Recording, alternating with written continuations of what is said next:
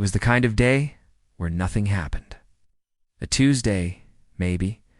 People went about their daily lives. Nothing happened. Someone somewhere sneezed. Birds flew. Ships sailed. Kings ate grapes. But in that exact moment, as normal life trickled along, history changed its mind and decided to take a vacation. Magic awoke in the most unlikely of places and fundamentally altered the world without giving anyone so much as a heads up. It was the kind of thing that should never happen, yet somehow always does. In the faraway land of Eloria, if you can call it that before it existed, a young girl with hair like spun, moonlight and eyes like forest pools skipped through the trees. Though she preferred the title Swift Arrow, she liked to imagine herself as an adventurer with a bow made of sunlight and arrows tipped with starlight. But her mother was busy today, and her father was always busy. So Lyra was on her own for once, which meant no rules, no lessons, no expectations. She could be whoever she wanted for however long she pleased. She raced ahead, chasing butterflies that tasted like sunset and danced with fireflies that sang lullabies to the moon. And she saw something new, something wonderful. A shimmering lake hidden between rocks overgrown with moss. And when she reached out to touch it, the water rippled and a head popped up. It was a girl, pale as alabaster with hair like woven gold. And she looked at Lyra with eyes full of wonder. "Hello," she said, her voice like wind chimes. "Who are you?" "I don't know," the other girl replied. "I don't know." Then they stared at each other, confused, unsure what to do next. But adventure was in Lyra's blood, so she broke the silence. "Let's play pirates," she suggested. And for the rest of the afternoon they sailed imaginary seas, fought fearsome beasts, and buried treasure that glittered with starlight and dreams. When the sky turned the color of bruised plums, Lyra remembered she had a home to return to. She waved goodbye to her newfound friend and promised to visit again soon. But when she turned to go, she found herself frozen in place. The lake, the trees, everything around her had vanished. She was alone in a dark wood, colder and wetter than she could have ever imagined. Lost and scared, she ran blindly through the trees, calling for help, hoping for a miracle. In the kingdom of Eloria, or what would become Eloria, a prince sat on a stone overlooking his lands. His name was Kellen, which meant strong heart, though he was neither strong nor a heart. He was just a spoiled child with too many toys and nothing better to do. Below him, farmers toiled and villagers went about their simple lives, and he watched them with mild amusement. They were ants, really, scurrying around on the ground, never seeing the big picture. How quaint. Then he saw something odd. A small figure racing through the trees, stumbling, falling, desperate to escape the darkening woods. How amusing, he thought, and called for his horse. The chase began as Lyra ran deeper into the forest, further from civilization and closer to her doom. She could hear the pounding of hooves on the soft earth and feel the wind of passing wings as great birds circled overhead. But nothing could match the speed of her pursuer. Soon she risked a glance back and gasped. "Ah!" Before her stood Prince Kalen, astride a magnificent black steed. His armor gleamed like a second skin, and his face, framed by raven hair, was set in a cruel smile. "Lost little bird?" he asked, and she had nowhere to hide. In another part of the kingdom, a man walked beneath the cloak of twilight. His name was Evander, and he had wandered the world doing jobs for anyone who could afford his services. Assassin, thief, messenger, spy. He could be anything to anyone, which meant he had no one to report to except himself. He followed his own code, helped those in need, and slept when the night was right. Tonight was right. So he found a secluded spot and prepared to settle in for a good night's rest. That's when a twig snapped nearby, and he froze. He drew his sword and waited in the darkness. A moment passed, then another. And then a breathless voice whispered, "Please, help me." Meanwhile, Prince Kellen had cornered Lyra, and she was close to tears. "Why are you following me?" she asked, trying to sound brave. "Because I can," he replied, and unsheathed his sword. Then he charged. Evander moved like a wraith through the trees, swift and silent. Soon, he found Kalen and Lyra locked in battle, and he couldn't help but shake his head.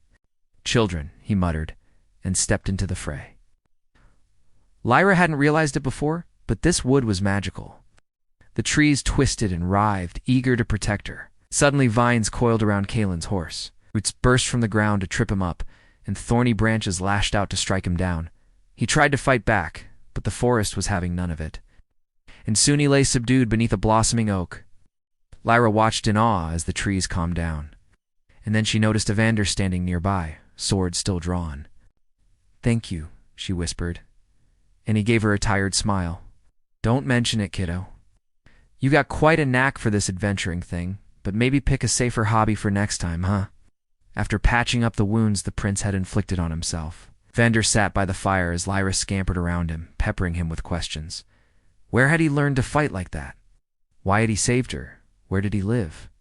Unfortunately for Lyra, her savior was a man of few words, but he did tell her his name. "Evander," she repeated, savoring the sound of it. "I want to be just like you when I grow up." He grunted noncommittally. Then Kellen, shaken but unharmed, demanded to know why she had been attacked. And before Evander could stop her, Lyra launched into her tale of bravery. She described how she had stumbled upon the magical lake, met a mysterious girl, and outrun the wicked prince until the trees came to her rescue. As she spoke, Kalen's eyes widened. He had never heard of magic in these parts, and the idea of a hidden lake held by a powerful sorceress both terrified and intrigued him. "Do you think she'd have the power to cure my father?" he asked suddenly. Lyra blinked. "Your father, the king," Kalen explained. "He's ill, and the healers say only a miracle can save him. Would she be able to perform a miracle?" Evander shook his head. The girl Lyra had encountered was far beyond such things. If she had any purpose, it wasn't to heal the sick or defeat armies. She was something more, something wild, something free. "If you want your father cured, seek out a different kind of magic," he said, and stood up to go. Lyra and Kellen watched him disappear into the trees, and then turned to each other.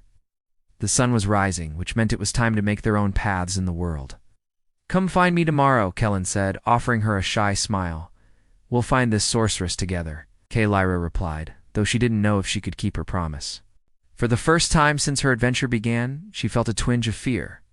See, she knew where the lake was. She knew the trees would protect her. But when she looked back, she realized she didn't know who she was anymore.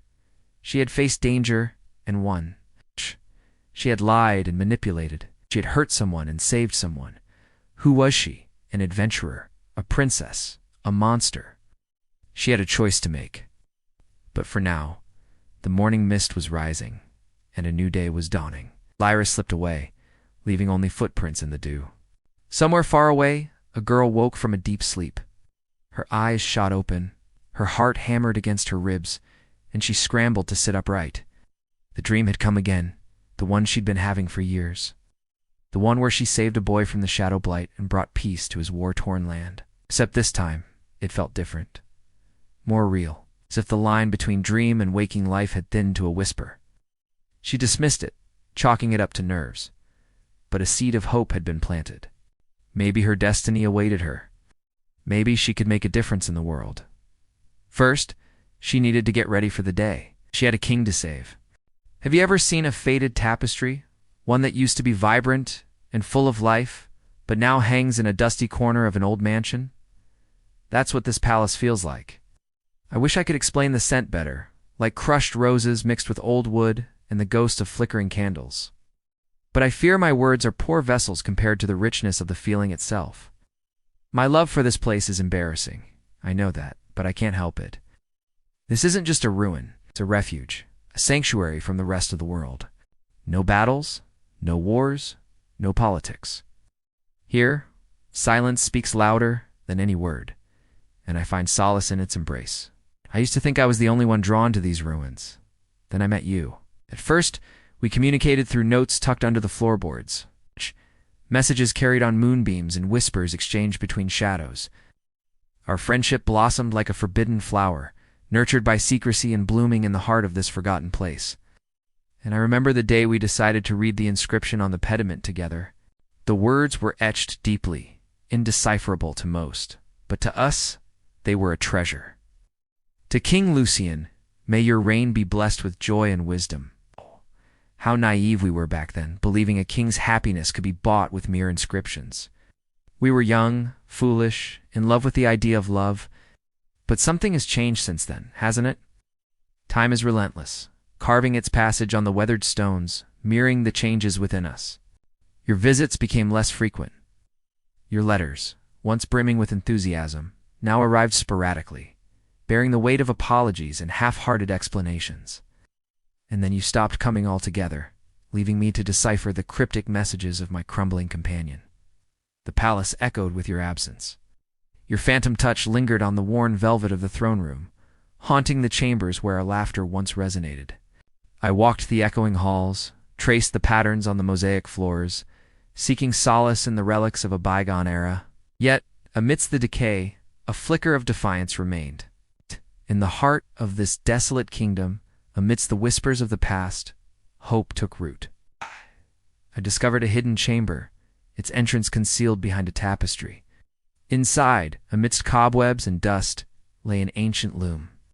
Days turned into weeks as I devoted myself to this newfound purpose. I dusted off the loom, oiled its gears, and began to weave. Each thread I pulled, each pattern I wove, was a testament to my resilience, a declaration that, even in the face of oblivion, life finds a way to persist. But the loom was more than just a tool. It was a conduit to the past, a link to the vibrant tapestry of King Lucien's reign. As I wove, visions of the kingdom's former glory filled my mind. I saw merchants from distant lands displaying their wares in the marketplace, heard the rhythmic clang of blacksmiths at work, and witnessed farmers reaping the rewards of their labor. Through the loom, I also encountered the faces of Lucien's court, glimpses of individuals whose stories were forever lost to time. There was Azura, her laughter echoing through the corridors, and Saffron, her voice filling the great hall with enchanting melodies. Then there was Ivory, her presence a quiet melody amidst the orchestra of the court. Each tapestry I completed was a tribute to a bygone era, a celebration of a kingdom that thrived through trade, diplomacy, and art. Yet even as I reveled in the beauty of these creations, a sense of foreboding lingered at the edges of my vision. I saw the subtle shifts in the king's demeanor, the weariness in his eyes, and sensed the growing discord among the courtiers. Tapestry by tapestry, I chronicled their stories, weaving them into the very fabric of existence, ensuring that their essence would endure even after their physical forms had crumbled to dust. It was my way of preserving their memories, of honoring the lives that once graced these halls. As the final threads fell into place, completing my magnum opus, I felt a profound sense of satisfaction. My loom stood silent, a testament to the countless stories I had woven into existence. I gazed upon the vast collection of tapestries, each one a portal to a moment in time, a whisper of a life lived, a love story silently told. I knew that as long as these tapestries remained intact, the spirits of those I had honored would continue to find solace within them. They were more than just threads and dyes.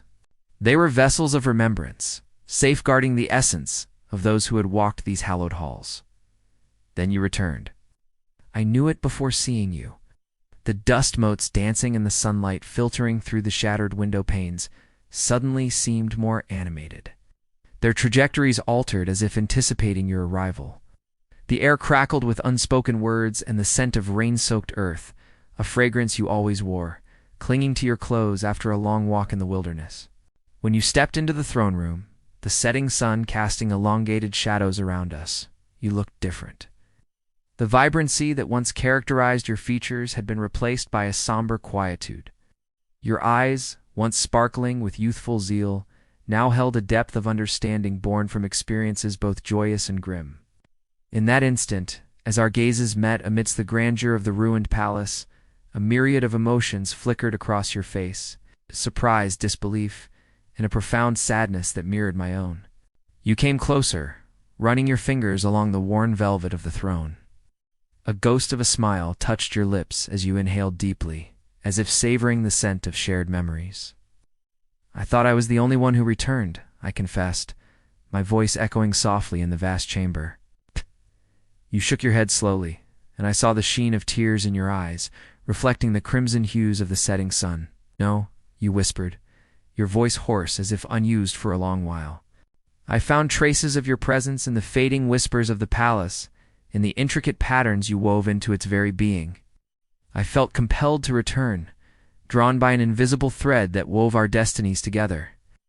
We stood in companionable silence for a while, united in the shared grief of our fallen friend and the bittersweet joy of our reunion.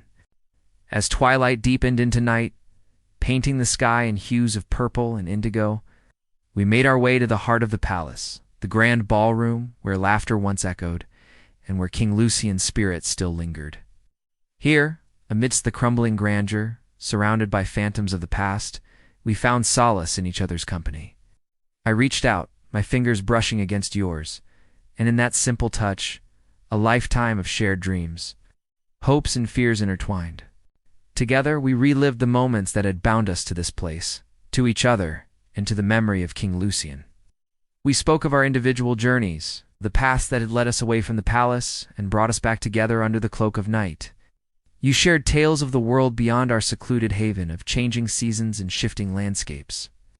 As the night deepened, the palace walls seemed to lean closer, sharing secrets only the stones and shadows knew. The silence between us was no longer awkward, but comfortable, a testament to the bond that had endured the test of time. And as the first rays of dawn peeked through the broken windows, bathing the room in a soft, ethereal light, we made a pact. Amidst the remnants of a forgotten kingdom, we vowed to preserve the memory of King Lucien, not just in words or tears, but in action.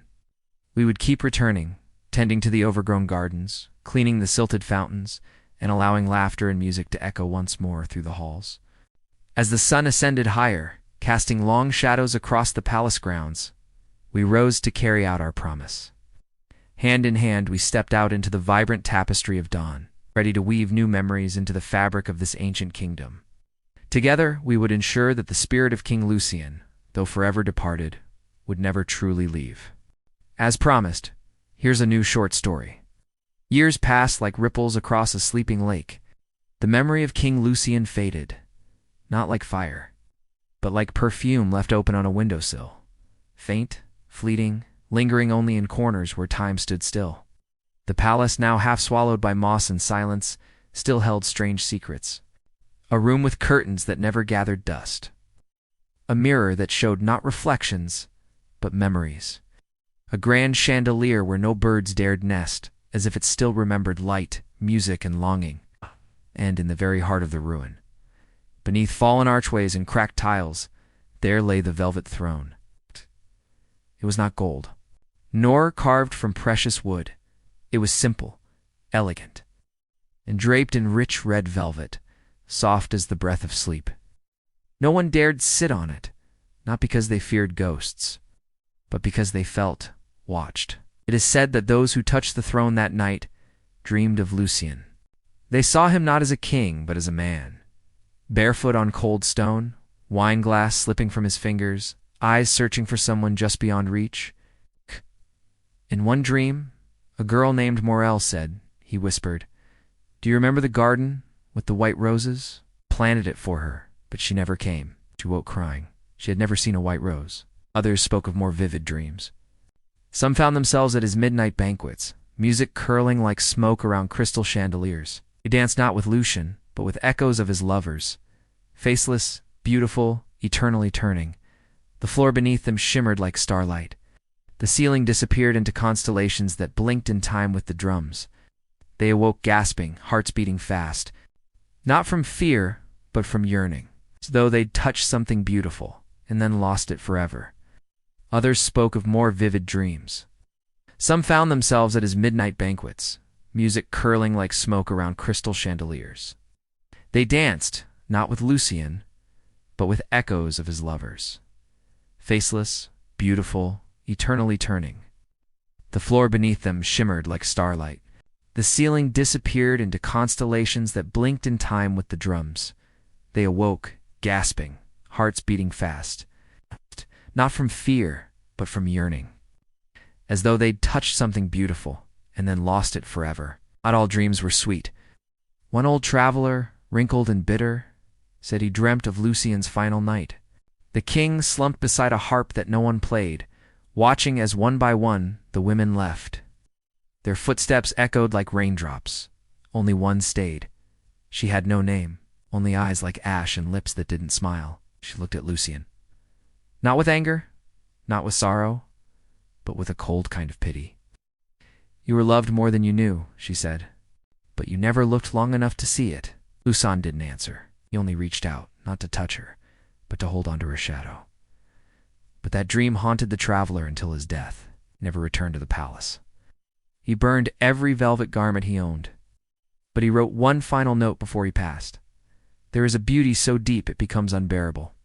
Lucien found it, and it consumed him. Back in the capital, now ruled by stern, joyless men with iron crowns and cold hands, Lucien was barely a footnote. Court scribes called him Lucien the Lush, a king of distractions, a footnote between wars. But artists remembered him. Poets wrote verses filled with fireflies and flutes. Painters captured women with mystery in their eyes, leaning on velvet cushions in rooms lit by chandeliers that looked like falling stars. Musicians composed melodies that made listeners sigh without knowing why. And in all of it, the breath, the hush, the velvet, Lucien lived on. Years turned to decades. The new kings grew fat and careless. Wars were waged and won. Trade routes shifted.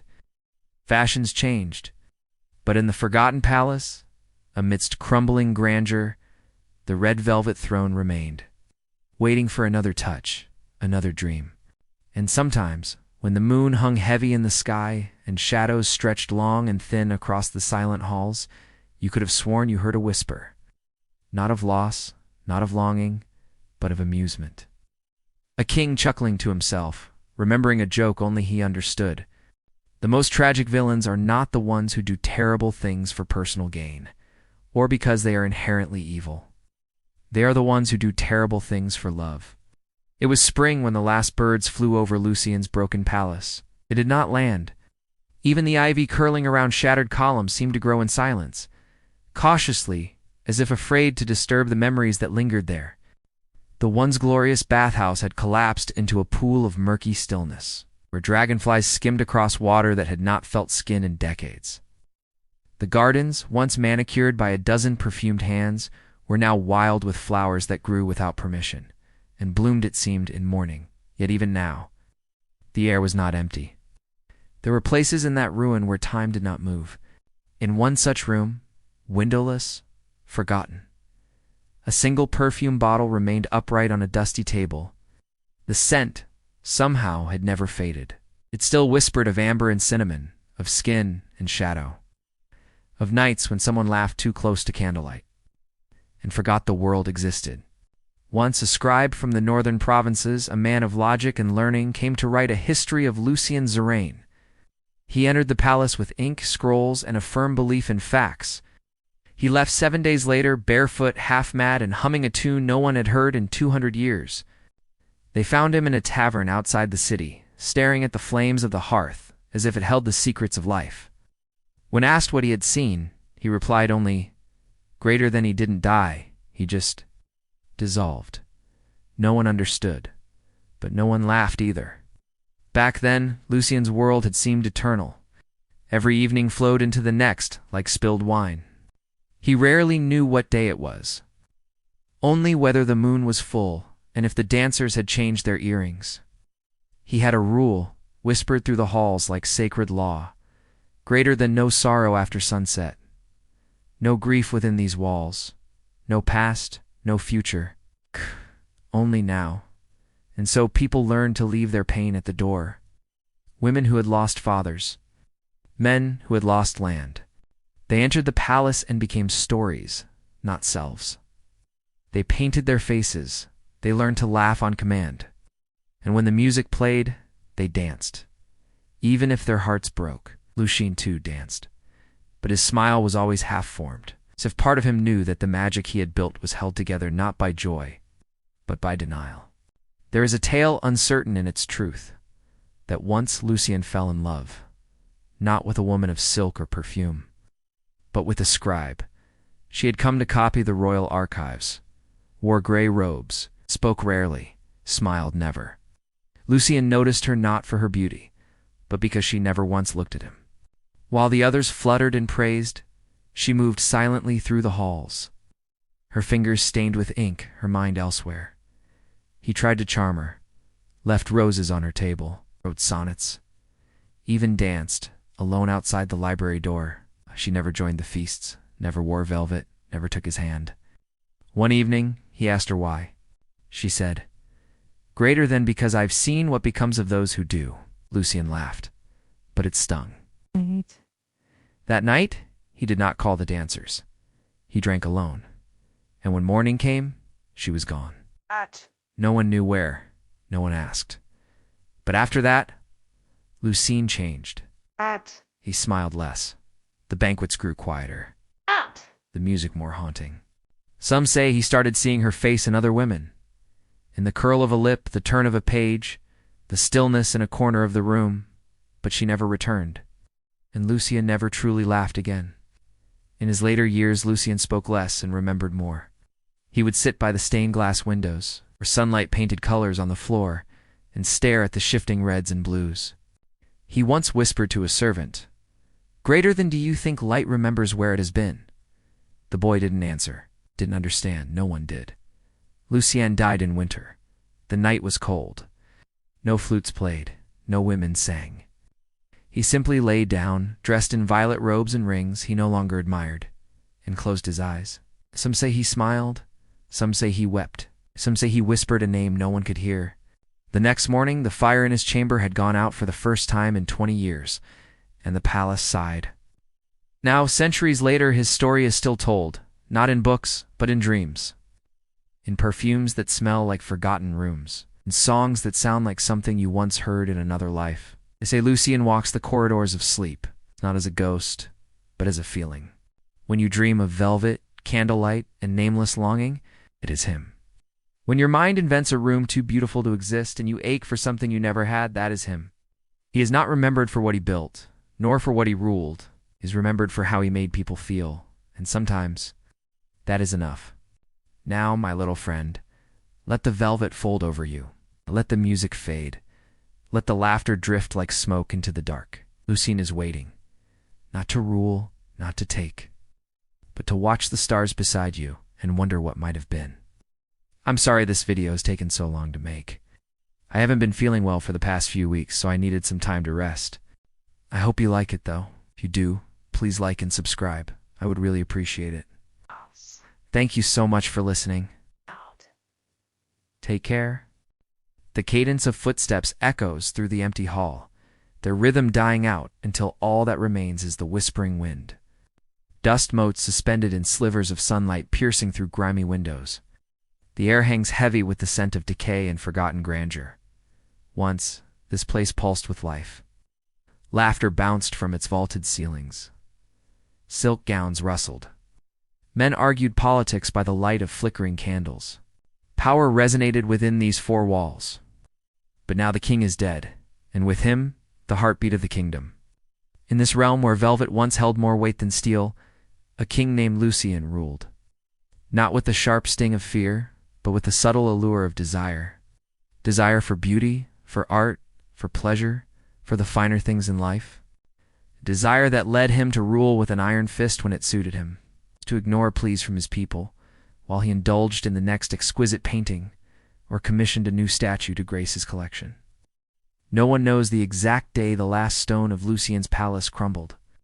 There was no mournful trumpet, no morning bell, only the hush of ivy creeping over memory and the slow, patient work of time brushing away what once glittered like stars. Where once there were halls of silk and firelight, now there is only earth, a hollow where the wind whispers names long forgotten. They say those who stand too long before the ruins of Lucien's palace succumb to strange maladies, wasting away to nothing, disappearing into the whisper grass that surrounds the ruins, never to be seen again. Some say the wind carries their bones to the sea. Others claim the grass claims them as its own, growing stiff and skeletal fingers around their ankles.